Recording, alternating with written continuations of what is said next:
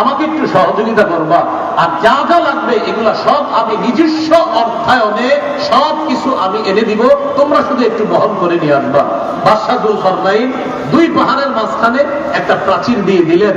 তো জনগণের জন্য অকাতরে বিলিয়ে দেওয়া, এটা মুসলিম শাসকের 5 নম্বর বৈশিষ্ট্য হবে। বিষয়টি যেন এমন না হয় কথার কথা আপনি লাইনের গ্যাস বন্ধ করে দিলেন, একটা কথার কথা, আমাদের দেশ গ্যাসের ঘড়ি না, কেন আপনি লাইনের গ্যাস বন্ধ করে দিয়ে বোতলের গ্যাস চালু করলেন, চালু করার পরে এটার দাম নির্ধারণ করলেন 600 টাকা, কিন্তু বাজারে আসলো 1400-1500 টাকা, এমনি বলতেছি কথার কথা। তো ভাই 1500 কিভাবে হলো? 600 হলো মূল দাম, এরপরে 1 টাকা পায় অমুকে, আরেক টাকা অমুকে, আরেক টাকা তমুকে, এইভাবে অমুকে আর তুমুকে যারা পায় আর যারা নেয়, এই জাতীয় কাউকে যদি আবার প্রতিনিধি নির্বাচন করা হয় তাহলে রডের পরিবর্তে আবারও বাস পাবে।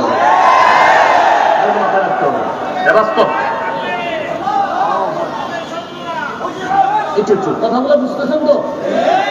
তাহলে 5 নম্বর জনগণের জন্য অকাতরে মিলিয়ে দিবে, এটা 5 নম্বর বৈশিষ্ট্য, আমরা যাকে প্রতিনিধি নির্বাচন করব। 6 নম্বর বৈশিষ্ট্য, প্রতিনিধি যিনি হবে আমাদের, তিনি কিছু করতে পেরে বলবে আলহামদুলিল্লাহ এটা আমার রবের দয়া, এটা বলবে। যিনি করতে পারবে বাস, তিনি কিন্তু অহংকার করবে না। যুলকারনাইন ওই দেয়াল করে দেওয়ার পর বলছে হাদা রাহমাতুম মির রাব্বি, এটা আমার রবের অনুগ্রহ, দয়া, আমার রব দয়া করছে তাই তোমাদের জন্য কিছু করতে পারছে। আমরা যাকে প্রতিনিধি নির্বাচন করব তার 7 নম্বর বৈশিষ্ট্য, তিনি রক্ষণাবেক্ষণ এবং অর্থনীতিতে পারদর্শী হতে হবে। রক্ষণাবেক্ষণ এবং অর্থনীতি, আমাদের উপর একটা অভিযোগ উঠাইছিল যে উলামায়ে কেরাম কি অর্থনীতি বুঝে, এরকম। মাওলানা হওয়ার 2 বছর আগে আমাদের কওমি মাদ্রাসার ছাত্ররা অর্থনীতির ব্যাপারে পোকা হয়ে যায়, অর্থনীতি শুধু বুঝে না। মাওলানা হওয়ারও 2 বছর আগে আমাদের কওমি মাদ্রাসার ছাত্রদেরকে অর্থনীতি খাওয়ায়া দেওয়া হয়, একটু ভাবনা। হ্যাঁ, আমরা একটা অর্থনীতি, সেটা হলো এটার বিরোধিতা করি, এই জন্য মনে করে আমরা বুঝি না। সেটা কি? সুদ ভিত্তিক অর্থনীতির বিরোধিতা আমরা করি। এই জন্য যারা সুদ ভিত্তিক অর্থ ব্যবস্থা চায় তারাই বলে যে উলামায়ে কেরাম অর্থনীতি বুঝে না, কারণ উলামায়ে কেরাম যাকাত ভিত্তিক অর্থনীতি বুঝে, আর সুদ ভিত্তিক অর্থনীতি এটা জাহান্নামী। এটা বলার কারণে একদল মানুষ আমাদেরকে অভিযুক্ত করে যে আলেমরা অর্থনীতি বুঝে না।